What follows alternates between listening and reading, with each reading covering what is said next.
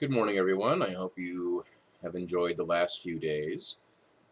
I am up in New York this morning, so here is your second class. The good news is that my uncle is still alive at this point. Um, Hopefully, he still will be there tomorrow when I come. All right, so I assume that you're all going along in your Weems book. Very good. Uh, if you have any questions on the book or on the language, let me know. One thing that I noticed when I was reading it is the use of the word chase. Now, they spell it Chace. We spell it now Chase. It actually took me a minute or two to figure out what they meant by Chace, but now I figured out it's chase, as in the cat chases the mouse. So that little mystery is done. Um, for those of you who were not in class on Wednesday, this is the MLA Handbook for Research Papers. This is the 7th edition. The 8th edition is out now. Either one is probably good. I'm sure you can look up individual things. This book costs $22. I know that is not a lot, but I know that it might be a lot for some of you. But I actually had a thought that might help you as well. The Teddy Riffin Public Library is a 3-minute drive or a 27-minute walk from the center of campus. It is a 30-minute walk from the parade grounds in the front of campus. So I'm sure you can all find your way to that library if you need to. Also, if you're going to walk there, you will only have to cross one road once. You could actually just walk on the side of the street that Valley Forge is on, and the golf course is on, and then when you get to the crossroad, Upper Gulf, you can just cross the street once and just keep walking straight, and you'd hit the library. You just walk to Upper Gulf, turn left, and go straight ahead. I believe it's 582 or 583 Upper Gulf Road. So that'll be said. Also, as some of you I'm sure may have noticed, I sent a link to the Weems book as a Google ebook. It is the same book. Someone has taken the book out on the archive site. If that is one of you, please return the book immediately to the archive site so other people can look at it.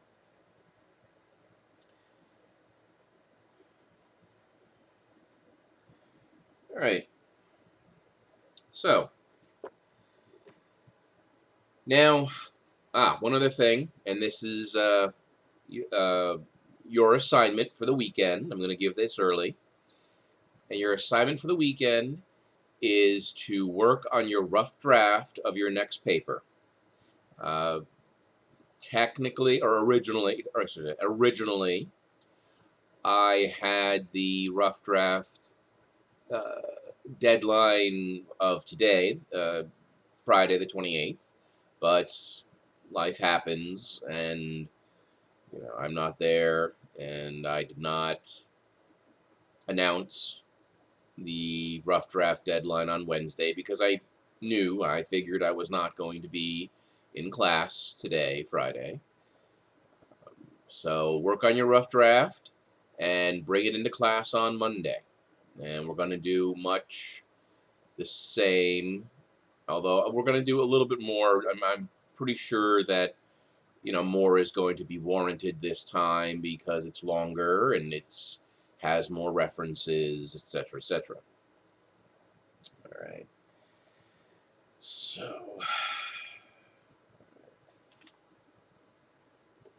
well, I'm not going to give you the quiz because I'm not there. You could easily look up the answers and just Hand it in. All right. So, getting on to the life of Washington.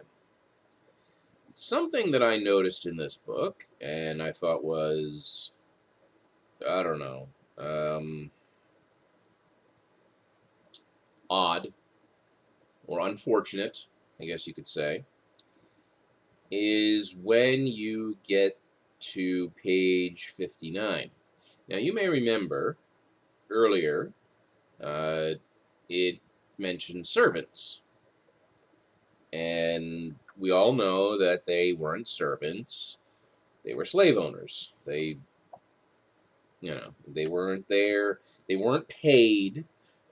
And you'll notice at the beginning of chapter 8, it says George, at that time, this is on chapter 8, first page, second paragraph, about Mrs. Washington's dream. Said George at that time was about 5 years old, was in the garden with his cornstalk plow, busily running little furrows in the sand, in imitation of Negro Dick, a fine black boy, with whose plowing George was so taken, that it sometimes a hard matter to get him to his dinner. Yeah. And moving on, my page 59, excuse me, I know that it may not be the exact page 59 for some others of you. It says, oh no, an idea so truly British and honorable was not at all in their thoughts. We were not to be treated as brothers, but as slaves, over whom an unconditional right was claimed to tax and take our property at pleasure. Oh har, dee har har, as Bugs Bunny would say. Yeah, so, interesting point of view that this book has. And again, remember, this book was written approximately in the year 1800, when slavery was still a thing.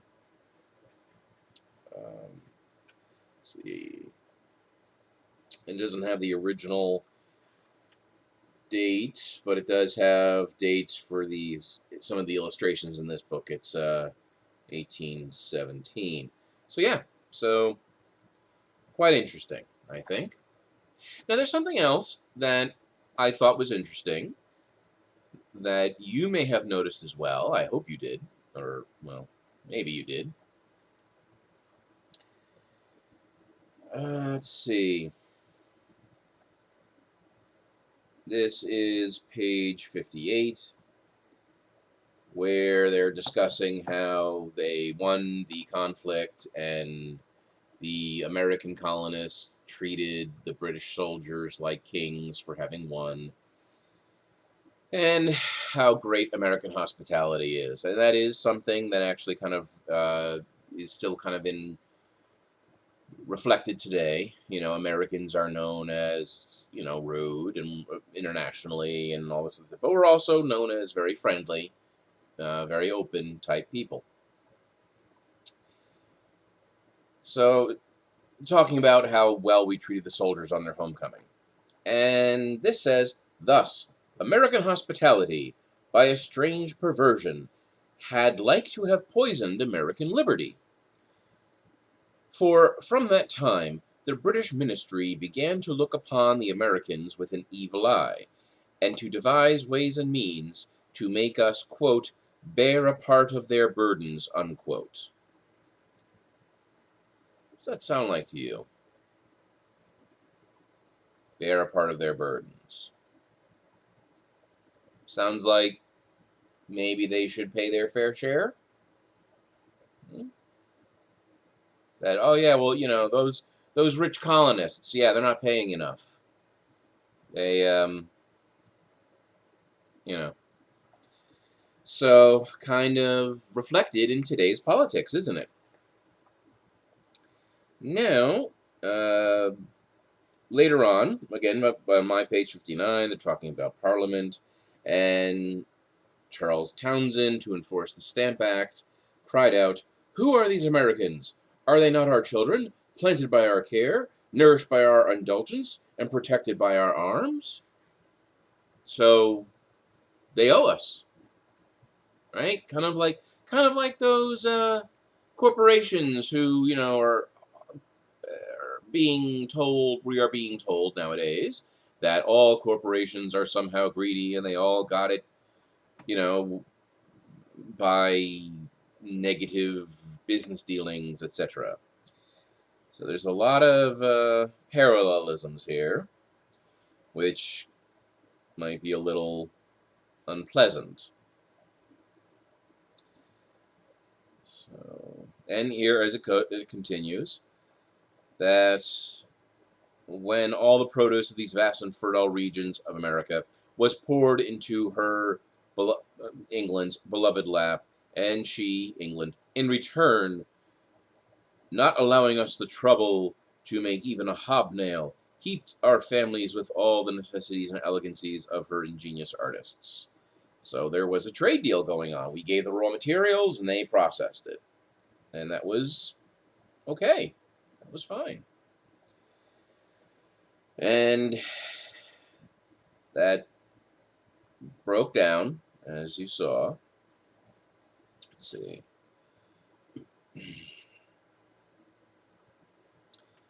They also say that the sons of Columbia, though few in number, had too long enjoyed the sweets of liberty and proper opinions, had ordered it. So basically, the uh, British government said, no, this is we're doing this, and you have no say. And again, it's taxation without representation. So there was something else. Actually, it struck me. I wanted to share that with you. Let's see. Something. It sounded very much like. Let's see. Here we go. I believe it is my page 61. At that happy period, Lord North brought in a. Here it is. At that happy period, Lord North brought in a bill to tax the colonies without allowing us a voice in their councils. The colonies were thunderstruck, and Britain herself, groaning through all her island, gave signs of woe that all was lost. So they passed a big tax bill that people didn't really have much say in. Apparently, they had to pass that bill before they could read it. Sounds a lot like Obamacare, doesn't it? Now, there are people who say that history repeats itself. I don't believe that exactly. I believe that history doesn't repeat exactly, but it sure as hell rhymes. And this whole thing about, that, you rich Americans, we need to start taxing you more because you're rich and you're going to need to bear the burden or pay your fair share. Uh, Bernie Sanders. And then, we passed brought in a tax bill to the colonies without allowing us a voice in their councils. Obamacare. Uh, hey. So, but that's me. I don't know. Maybe I'm seeing things that aren't there, but I kind of really doubt it.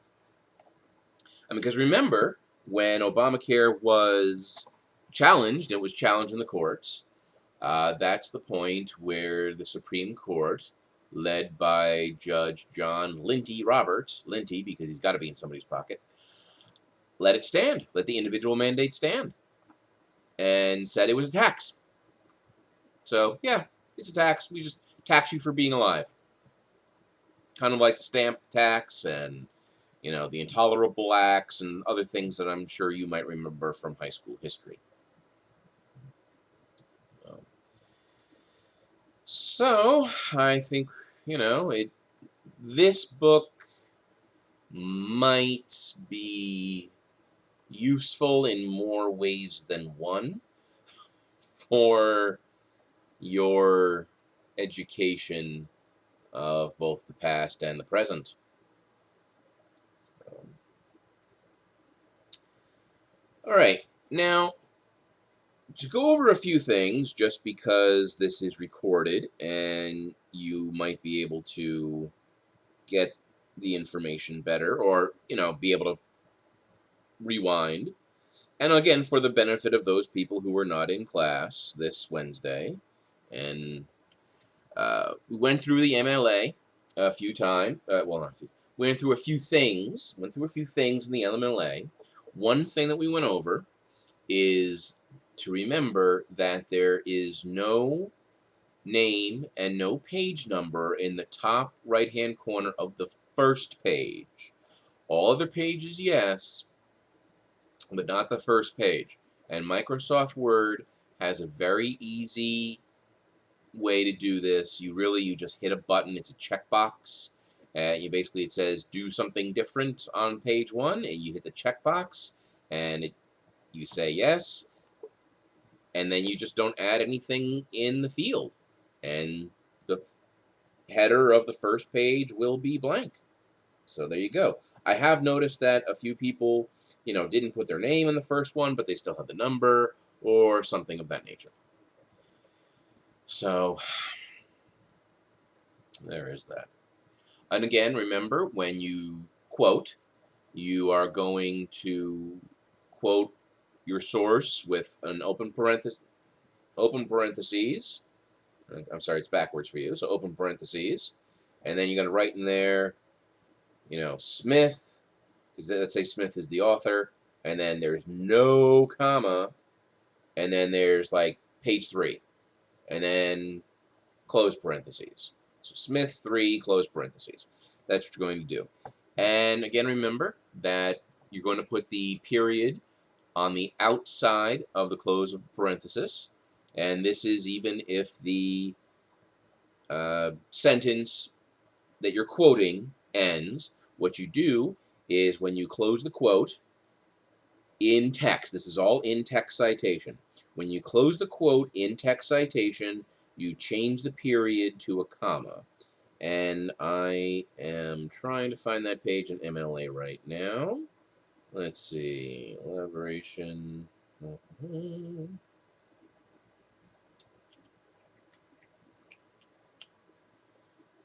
Colons, clause, adverbial, apposition, the comma.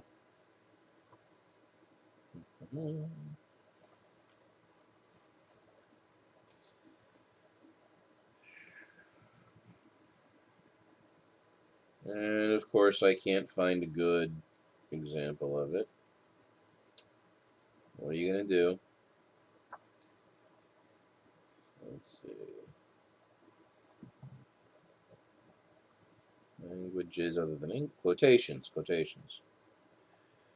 There we go.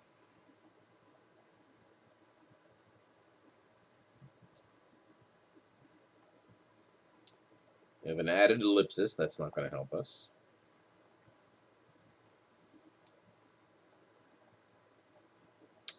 And let's see. That's an omission. Huh. I might be wrong. I might be wrong. Yeah, they don't. Let's see. Oh, here we go. When the ellipsis coincides, that's that little ellipsis again.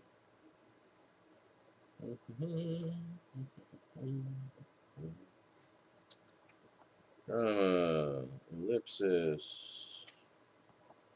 Oh, there are alterations of source.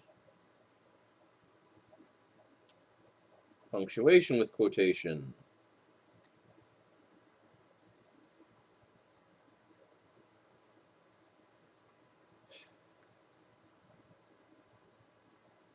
Yeah, here we go. This is, I was correct. It is, you change the period to a comma. Let's see. Oh, this isn't going to work, is it? Yeah, here we go. Something about you've got something carefully thought, and it's kind of fuzzy, but you can see the mark of the comma, and wrote Oscar Hammerstein. So you change the period to a comma at the end of a quotation. I wish I could find it. Oh, that's the other thing as well. This happened with someone else. Um, you when you have when you're quoting something in text, and in your original source there are quotation marks, you change the quoted quotation marks to from double to single. For instance, if you're quoting and you say, quote, Robert told Jane, and then single quote, I love you, Jane, and then close with single quote, and then he kissed her, close quote. So you would have around the words "I love you, Jane," you'd have single quotes, not double, because yes, even though he's speaking in the original, and the original does have double, because you're quoting, you have to change the interior quotation marks to single. Here we go. Let's see. So, okay, formally introduced. Okay, you don't use opening. Okay, yes. Use double quotation marks around quotations incorporated into the text. Single quotation marks around quotations within those quotations. I know, it sounds odd. I can show you this book again next week if you'd like. I could try to read their example here, but it's probably it's a little hard to just read and just do verbally. So when a quotation consists entirely of material enclosed by quotation marks in the source work, usually one pair of double quotation marks is sufficient, provided that the introductory wording makes clear the special character of the quoted material. And here it says, meeting a prisoner, Lowell asks, quote, "Are you a CO?" unquote. And it's only, you don't need it twice there. And it says, except for changing internal double quotation marks to single ones when you incorporate quotations in your text, you should reproduce internal punctuation exactly as in the original. The closing punctuation, though, depends on where the quoted material appears in your sentence. Suppose, for example, that you want to quote the following sentence. Quote, you've got to be carefully taught, unquote. If you begin your sentence with this line, you have to replace the closing period with a punctuation mark appropriate to the new context. And that's where you turn the period to a comma in where I held the book up so you could see, the Oscar Hammerstein reference. Sorry, that's shaky. Now, if the quotation ends with a question mark or an exclamation point, however, the original punctuation is retained and no comma is required. By convention, commas and periods that directly follow quotations go inside the closing quotation marks, but a parenthetical reference should intervene between the quotation and the required punctuation. Thus, if a quotation ends with a period, the period appears after the reference. If a quotation ends with both single and double quotation marks, the comma or period precedes both. For this you would say, and they have here, quote, the poem alludes to Stephen's Sunday morning, and Sunday morning is in single quotes because it's the title of a poem. So you have open single quote, Sunday morning, comma, close single quote, close double quote. I know, it's all these little things, but the little things add up, and the little things are points taken off, and I don't want to do that. So, hopefully it'll help. And it says all other punctuation marks, such as semicolons, colons, question marks, and exclamation points, go outside the closing quotation mark except when they are part of the quoted material. For Example, I hate that, with an exclamation point. You would say, George said in a story, quote, I hate that, exclamation point, close quote.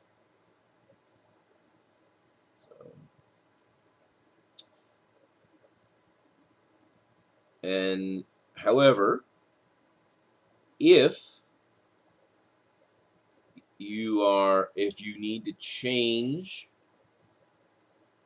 the type of sentence it is, you would say, who said, quote, I hate that, close quote, no punctuation outside of a close quote, you would have a question mark because you're asking a question. You took away the exclamation point and added in a question mark after the close of the quote because you're just quoting the words directly.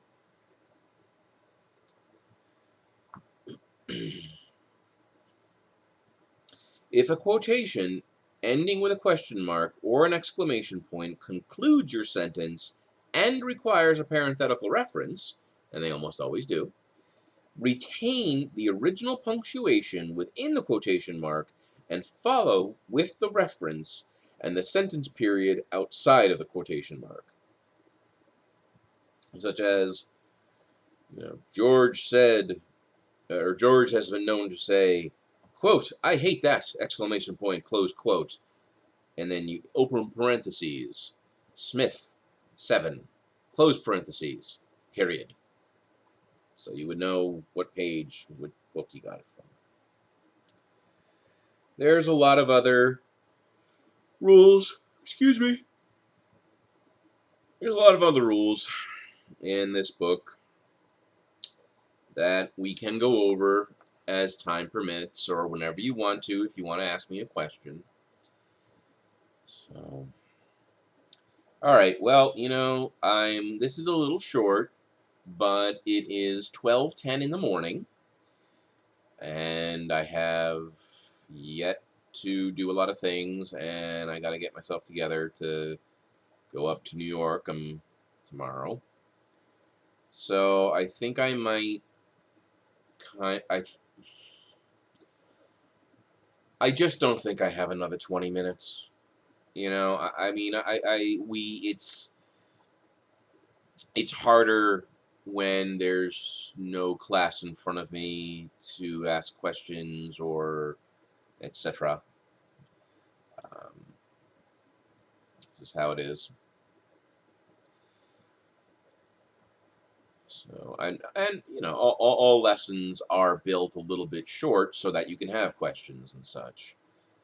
So, all right. Well, if you have any questions on anything that I've discussed in this video for you, please email me. Again, on Friday, I'm going up to New York, but it is a day trip. I'll be up there for the afternoon.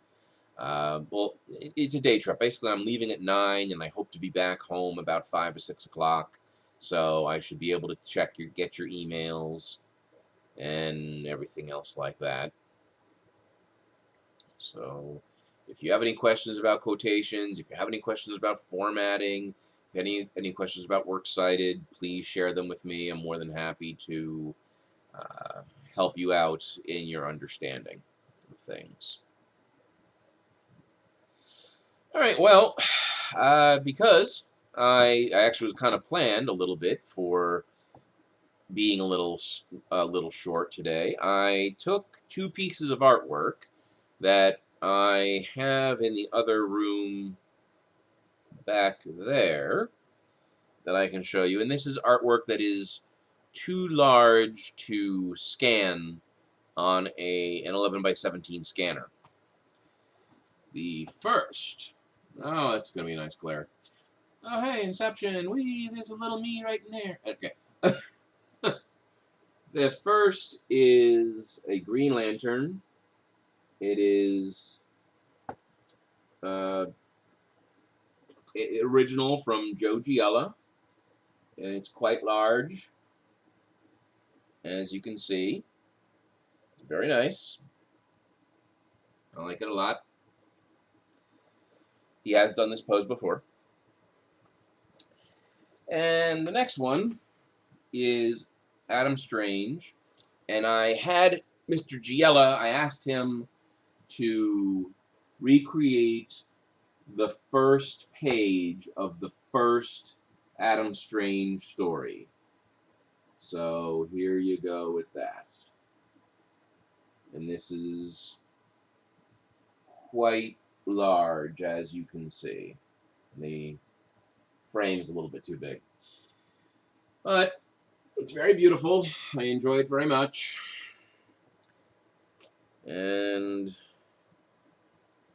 I look forward to the day sometime in the near future, or yeah, near future, around 5 years maybe, that you graduate college and you get wonderful jobs and have enough money to buy your own artwork.